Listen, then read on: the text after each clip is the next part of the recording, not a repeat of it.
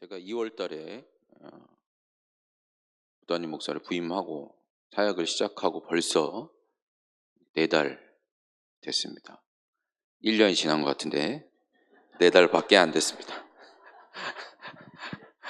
4달밖에 안 됐습니다.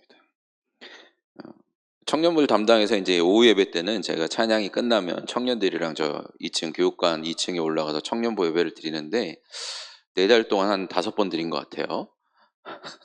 오후 예배 때마다 행사가 있고 성만찬 예배 있을 때는 우리 청년들도 같이 다 이곳에 예배 드리고 담임 목사님께서 설교하시고 그래서 청년들이랑 1년에는 원래 이제 1년을 생각을 하고 했던 것이 뭐냐면 우리가 교리에 관련돼서 기독교의 교리에 관련된 부분을 주제로 해서 설교를 하고 이야기를 나누자라고 잡았는데 1년 안에 못 끝낼 것 같습니다.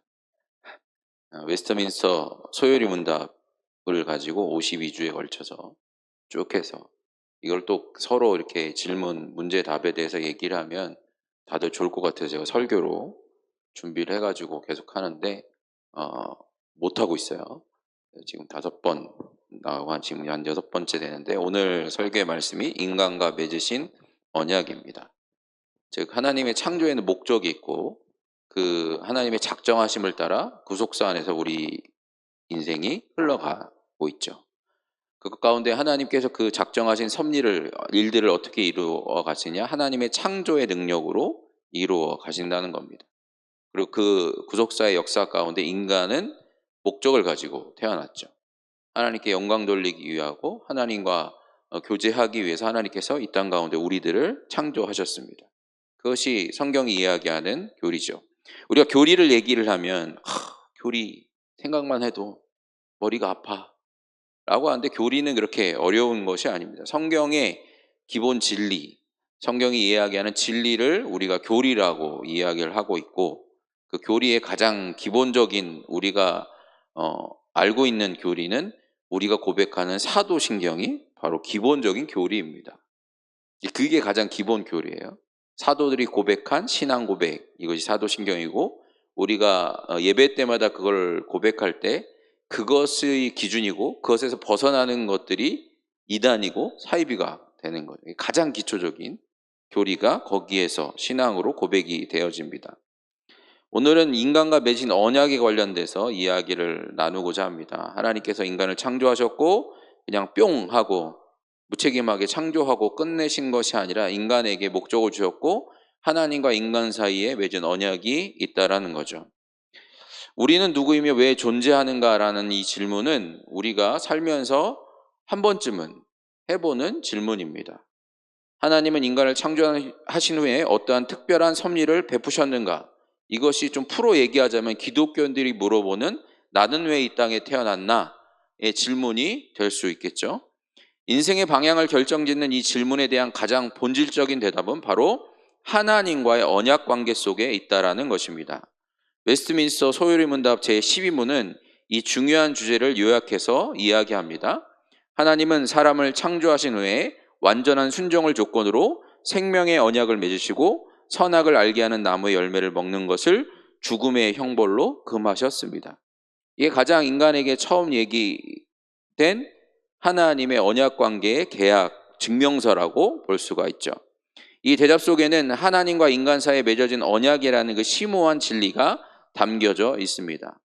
하나님께서 인간을 창조하신 목적은 단순히 살게 하시는 것이 아닙니다. 서바이벌이 아니라는 거예요. 하나님께서 사람을 창조하신 후에 곧바로 한 가지 중요한 관계를 맺으셨는데 그것이 바로 앞에서 말한 언약입니다. 오늘 이 시간은 하나님께서 인간과 맺으신 언약의 본질과 의미 그리고 그 안에 담긴 하나님의 사랑과 우리의 책임에 대해서 한번 나누고자 합니다. 그렇다면 언약이란 무엇일까요?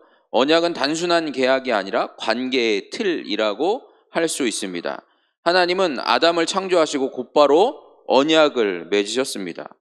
하나님은 인간을 창조하신 후에 그저 자유롭게 살도록 내버려 두지 않으셨어요. 하나님은 아담과 언약을 맺으시면서 하나님을 사랑하고 하나님 명령에 순종할 것을 요구하신 거죠. 창세기 2장 16절에서 17절에 하나님은 아담에게 명령하시죠. 동산 각종 나무의 열매는 내가 임으로 먹되 선악을 알게 하는 나무의 열매는 먹지 말라. 내가 먹는 날에는 반드시 죽으리라. 이 말씀은 단순한 규칙이 아니라 언약의 조건이 담긴 명령입니다. 우리는 이것을 행위 언약이라고 불러요. 행위의 언약, 행위 언약. 조건은 완전한 순종이었고 약속은 생명, 경고는 죽음이었습니다. 하나님은 사람을 무책임한 존재로 만드시지 않으셨다는 겁니다. 오히려 언약적 책임을 지닌 존엄한 존재로 하나님은 우리를 창조하셨다는 거죠. 이 언약의 의도는 억압이 아닌 보호입니다. 하나님께서 선악과를 주신 목적은 인간을 시험에 빠뜨리게 하기 위함이 아니었다는 것이죠. 오히려 하나님과의 관계 속에서 자유의지로 사랑을 표현할 수 있는 기회를 주신 겁니다. 아담은 로봇이 아니었습니다. 그냥 프로그래밍해서 움직이는 대로 놔둔 로봇이 아니라 자유의지를 가진 생명체로 만드신 것이죠. 하나님의 말씀에 자발적으로 순종하면서 언약을 지킬 수 있는 능력과 의지를 부여받은 존재가 바로 사람, 아담이었습니다. 이 언약을 통해 하나님은 인간에게 책임과 자유를 동시에 주셨습니다. 하나님은 인간을 인격적인 존재로 만드셨고 그에게 순종이라는 응답을 요구하신 거죠. 하나님과의 관계는 단지 감정적인 관계가 아니라 계약적이고 언약적인 관계입니다. 그래서 성경에 교회를 신부요 예수 그리스도를 신랑이라고 표현하는 것입니다. 이 언약은 하나님과 인간 사이의 합의가 아닙니다. 하나님의 주권적인 선포로 주어진 것입니다. 하나님은 창조주이시며 그분의 명령은 생명의 기준이 되죠. 즉 언약의 주체는 하나님이시고 인간은 피조물로서 그 안에 참여하게 된 것입니다. 여기서 중요한 점은 하나님의 명령은 억압이 아니라 아까 얘기했듯이 보호라는 점입니다. 예를 들어 부모가 아이에게 뜨거운 난로에 손을 대지 말라고 말하는 이유는 억압이 아니라 보호죠. 하지마 라고 해놓은 것이 그 아이를 억압하려고 하는 것이 아니라 그 아이를 보호하려고 한다는 것을 부모님들은 잘 알고 있습니다. 마찬가지로 하나님께서 선악과를 금하신 이유는 인간을 제한하려는 것이 아니라 인간이 진정한 생명을 누릴 수 있도록 경계를 주신 것입니다. 주권자 하나님은 우리에게 자유를 주시되 그 자유가 자멸로 향하지 않도록 울타리를 쳐주신 것이죠. 로마서 9장 20절에 사도 바울은 말합니다. 피조물인 내가 감히 하나님께 대답하겠느냐. 하나님께서 선을 정의하시고 인간의 삶의 방향을 제시하신 것은 억압이 아닌 은혜의 주권이라는 것입니다. 그분의 명령은 우리의 생명을 살리고 혼란 속에서 질서를 세우는 창조주의 자비인 것이죠. 하나님은 아담을 책임 있는 존재로 창조하셨습니다. 언약은 일방적인 요구가 아니라 하나님의 사랑에 대한 인간의 응답을 기대하는 관계적인 구조입니다. 언약은 일방적인 것이 아니라 관계입니다. 하나님은 아담에게 순종할 수 있는 능력을 주셨고 아담은 하나님의 사랑에 대한 순종으로 응답할 수 있었습니다. 하나님의 명령은 단지 시험이 아니라 사랑의 초대였던 것이죠. 신명기 6장 5절에 너는 마음을 다하고 뜻을 다하고 힘을 다하여 내 하나님 여호와를 사랑하라. 언약에 순종하는 것은 단순한 규칙 지키기가 아닙니다. 하나님을 사랑하는 방식인 것이죠. 아담은 하나님의 사랑에 순종으로 응답할 수 있었고 이 순종은 하나님과의 교제를 깊이 만들 수 있는 분명한 기회였습니다. 하나님은 아담과 동산을 거니시며 교제하셨습니다. 하나님의 뜻 안에 사는 것이 가장 복된 길임을 아담에게 보여주셨죠. 오늘 우리에게도 이 원리는 아주 동일하게 적용됩니다. 우리도 하나님의 계명을 순종함으로써 그분께 사랑을 고백할 수 있죠. 순종은 억지가 아니라 사랑입니다. 하나님의 명령은 우리의 자유를 억누르려는 것이 아니라 하나님과의 사랑을 실천할 통로로 우리에게 주신 것이죠. 이 언약은 조건부입니다. 그러나 그 보상은 놀라웠죠. 바로 생명이었습니다. 이 생명은 단지 육체의 생존이 아니라 하나님과의 관계 안에서 누리는 복된 삶과 영원한 교제를 포함하고 있는 것이었죠. 죄가 없던 에덴 동산에서 아담이 누렸던 그 생명은 하나님과 완전한 교제 속에 있는 삶이었던 것입니다. 레위기 18장 5절에 사람의 일을 행하면 그로 말미암아 살리라 라고 말씀합니다. 즉 하나님의 말씀을 지키는 자는 생명을 누린다는 것이죠. 하나님은 언약을 통해 인간에게 진정한 의미의 살아있음을 약속하셨습니다. 우리는 죄 없는 완전한 세상 에덴 동산에서 하나님과 교제하며 생명을 누릴 수 있었던 것이죠. 그러나 이 모든 것은 오직 언약에 대한 순종을 통해서 유지될 수 있었습니다. 그러나 우리가 잘 알듯이 안타깝게도 아담은 이 언약에 실패하였습니다. 창세기 3장에서 아담과 하와는 선악과를 먹습니다. 그 순간 언약은 파괴되고 말았던 것이죠. 아담과 하와는 결국 뱀의 유혹에 넘어가 선악과를 따먹고 맙니다. 그것은 단지 나무 과실 하나 잘못 먹은 것이 아닙니다. 그것은 하나님과의 언약을 파기한 반역이었습니다. 호세아 6장 7절에 그들은 아담처럼 언약을 어기고 거기에서 내게 반역하였다. 이 불순종은 단순한 규칙 위반이 아니라 하나님을 왕으로 인정하지 않겠다는 반역의 선언이었습니다. 인간은 스스로 하나님처럼 되려는 유혹에 빠졌고 그 결과 언약의 보호 아래서 벗어나게 되었던 것이죠. 이것이 바로 죄의 본질입니다. 죄는 단순히 행위의 문제가 아니라 관계의 파괴입니다. 죄는 하나님의 주권을 거부하고 내가 주인 되겠다는 선언인 것이죠. 하나님을 중심에서 내쫓고 자신이 주인이 되려는 시도가 바로 죄인 것입니다. 이에 하나님은 미리 경고하셨습니다. 먹는 날에는 반드시 죽으리라. 그 결과 아담은 결국 영적 죽음, 육체적 죽음, 영원한 죽음을 맛보게 됩니다. 죽음은 하나님께로부터의 단절이면서 존재의 근원이신 분과 떨어지는 아주 끔찍한 비극인 것입니다. 로마서 6장 23절을 보면 죄의 싹은 사망이오라고 이야기합니다. 이후에 모든 인류는 아담 안에서 죽게 됩니다.